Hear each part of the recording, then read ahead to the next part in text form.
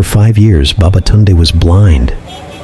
But the moment he regained his sight, he saw something so shocking. It almost killed him. His wife, the woman he trusted, was planning to destroy him. But what she didn't know was that Baba Tunde had already seen everything. Baba Tunde sat on a wooden bench beside a busy Lagos road, dressed in his usual faded brown kaftan.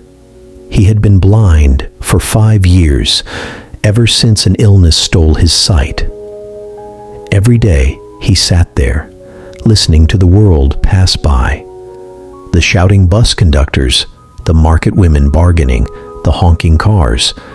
Suddenly he heard fast footsteps. Someone was running towards him. Before he could react, a rough hand grabbed his face. "Baba, don't move," a desperate voice whispered. "Hey, what are you doing? Let me go." Baba Tunde struggled, but the man held him tight. Something wet and cold dripped into his eyes. He gasped. The pain was sharp, like fire burning his eyeballs. His hand shook as he tried to push the man away, but the stranger held him still for a few more seconds. Then, just as suddenly as he came, the man ran off. Baba Tunde rubbed his eyes, groaning. His vision blurred. At first, it was just shadows, then shapes, and then, like a miracle, he could see. His mouth fell open as he looked around. The bright sun, the yellow Danfo buses, the people walking by. Tears filled his eyes. But just as he was about to celebrate, his heart stopped. Across the road, he saw something that made his blood run cold. His wife, Ronka, stood there with another man, holding him, laughing, kissing him. Baba Tunde's whole world shattered. His hands began to tremble. So, this was what had been happening all these years. His blindness had hidden the truth, but now he could see, and he would make sure Ronke paid for it. Baba Tunde knew he had to act fast. He couldn't just confront her. No, that would be too easy. He needed to know the whole truth. That night, he pretended to be blind, as usual. Ronke came home late, carrying the smell of perfume that was not hers. "My husband, how was your day?" she asked sweetly, placing a plate of rice before him. Baba Tunde didn't answer. He only nodded, feeling disgusted as she kissed his forehead. At midnight, while she was asleep, he slowly reached for her phone. He needed proof, but as he unlocked it, his hands started shaking. What he saw was worse than he imagined. Bank transfers, large sums of money sent to an unknown account, messages from the man, calling him darling, talking about getting rid of the old man soon. A voice note, Ronke saying, once he signs the papers, he's finished. He won't see it coming. Baba Tunde almost dropped the phone. They were planning something bigger than cheating. They wanted him out of the way, for good. He clenched his fists. They thought he was still blind. Good. The next morning, Baba Tunde decided to test Ronka. "My dear wife," he said, pretending to be weak, "I don't feel well. My chest is paining me."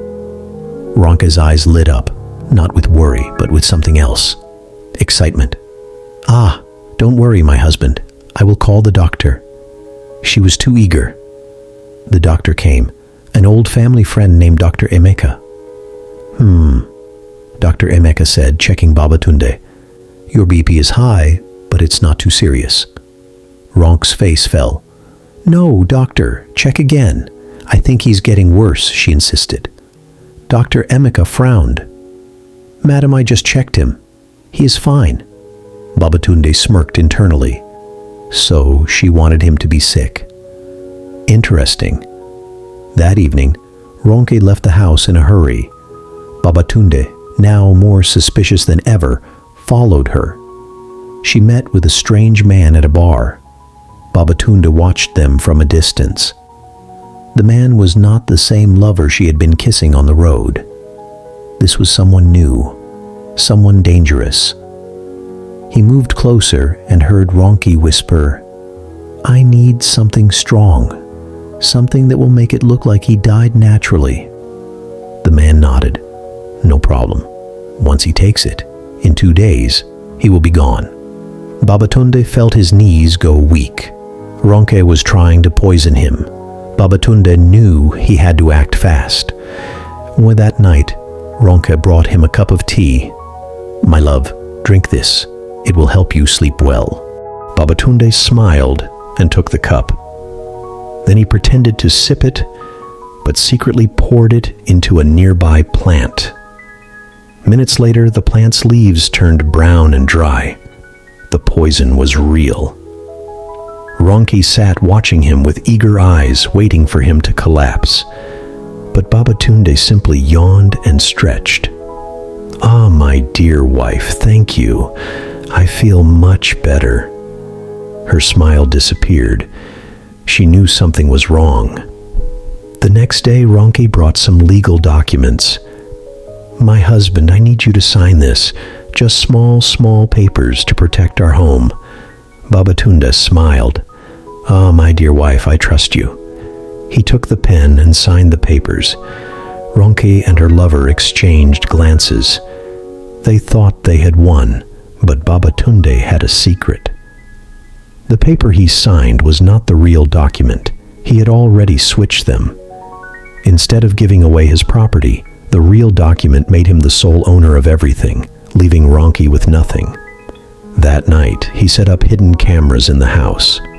The next morning, he left the house early and returned with police officers. Ronki and her lover were laughing in the living room, planning their next move. Then, the TV turned on. They saw themselves on screen, every lie, every evil plan, every betrayal. Ronki jumped up.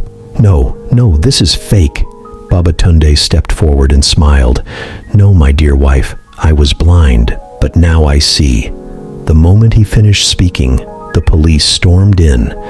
"Madam, you are under arrest for attempted murder and fraud." Ronki fell to her knees. "Please, my husband, forgive me." Her lover tried to escape, but the officers grabbed him. As they were dragged away, Ronki kept screaming. Baba Tunde turned and walked to the window, looking at the world outside. The world was bright again. He thought he was free, but he was wrong. Across the street, hidden in the shadows, a man watched him, silent, unseen. The same man who had given him back his sight. He pulled out his phone and sent a message. "You're welcome, but this is not the end." Baba Tunde's phone buzzed. He frowned, reading the message. Slowly, he looked outside, searching for the sender, but he saw nothing. The man in the shadows smirked. Baba Tunde never asked why he could see again. He never questioned who helped him or what the real cost was, but soon he would. Because this was never a gift. It was a test, and the real danger had just begun.